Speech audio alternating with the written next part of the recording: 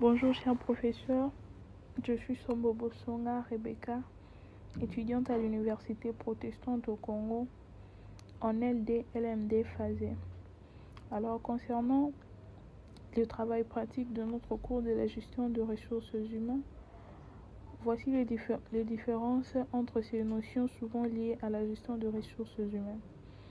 1. Nous avons la fonction. Fonction comme rôle général de l'organisation. Comme exemple, fonction comptable, fonction commerciale. C'est une grande famille de responsabilités. À la deuxième position, nous avons la poste. Poste comme position occupée par une personne à un moment donné dans un service donné. Comme exemple, un comptable junior au département finance. La troisième position, l'emploi. L'emploi comme l'ensemble des postes similaires dans une entreprise ou un secteur. Comme exemple, emploi des secrétaires, tout comme tout le poste de secrétaire. À la quatrième position, nous avons les professions. Les professions est un ensemble des emplois nécessitant une même qualification reconnue, souvent réglementée.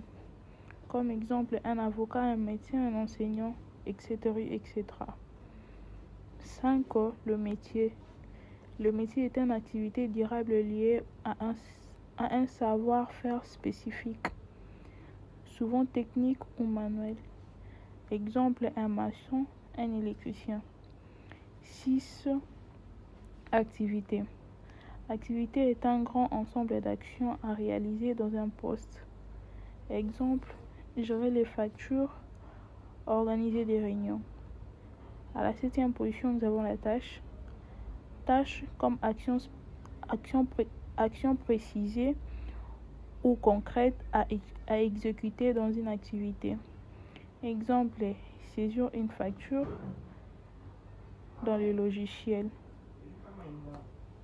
En grosso modo, en résumé, nous pouvons dire que la hiérarchie simplifiée, la profession, emploi, fonction, poste, activité et tâches.